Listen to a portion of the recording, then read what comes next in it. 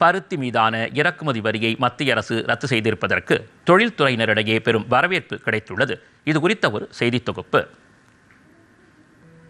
திருப்பூர் மாவட்ட தொழில்துறையினரின் தொடர் கோரிக்கை காரணமாக ஜூன் 1ஆம் தேதி முதல் அக்டோபர் 31ஆம் தேதி வரை 5 மாதங்களுக்கு பருத்தி மீதான அனைத்து சுங்க வரிகளிலிருந்தும் விலக்கு அளிக்கப்பட்டுள்ளது. இந்த தற்காலிக வரி விலக்கு வாயிலாக ஜவுளித்துறைக்கு போதுமான பருத்தி கிடைக்கும். அதுபோல் ஜவுளி ஆயத்த ஆடை உற்பத்தியாளர்களின் செலவினங்கள் குறையும். நுகர்வோருக்கும் இதன் பலன் கிடைக்கும்.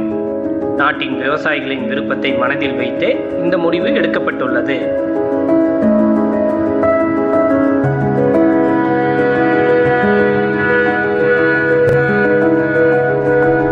இது ஜவுளித்துறையில் ஒரு நேர்மறையான விளைவுகளை ஏற்படுத்தும் என நம்பப்படுகிறது. குறிப்பாக சிறு மற்றும் நடுத்தர ஜவுளித்துறையினருக்கு சந்தையில் போதுமான பருத்தி கிடைப்பதை உறுதி செய்யும். பருத்தி இறக்குமதி மீது இதுவரை 11% வரி விதிக்கப்பட்டு வந்தது. இதனால் உள்நாட்டில் விலை உயர்வதாகவும் தேவைக்கேற்ப பருத்தி கிடைப்பதில் தடங்கள் ஏற்படுவதாகவும் ஜவுளித்துறையினர் தெரிவித்து வந்தனர். இந்த நிலையில் முழு வரி விலக்கு அளிக்கப்பட்டுள்ளது. இதற்கிடையே பருத்தி, பஞ்சு இறக்குமதிக்கான வரி விலக்கால் ஜவுளி மற்றும் ஆடைத்துறைக்கு பஞ்சு தடையின்றி கிடைக்கும் என தொழில்துறையினர் இதனை வரவேற்றுள்ளனர்.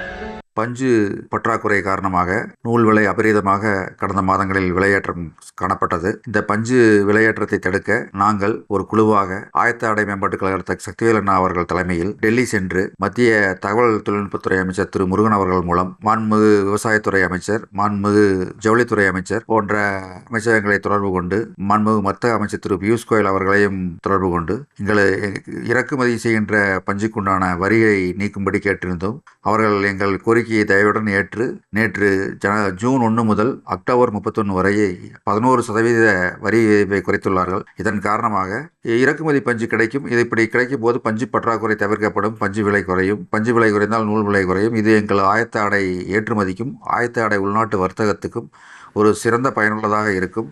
இதற்கு எங்களது திருப்பூர் ஏற்றுமதியாளர் சங்கத்தின் சார்பாக மத்திய அரசுக்கு மானக்கொட நன்றிகளை தெரிவித்துக் கொள்கின்றோம். ஜவுளித்துறையின் கோரிக்கையை ஏற்று பருத்தியின் 11% இறக்குமதி வரியை மத்திய அரசு ரத்து செய்துள்ளது. தொழில்துறையின் மத்தியில் பெரும் மகிழ்ச்சியை ஏற்படுத்தியுள்ளது. திருப்பூர் மாவட்டத்திலிருந்து சபரீஷ்.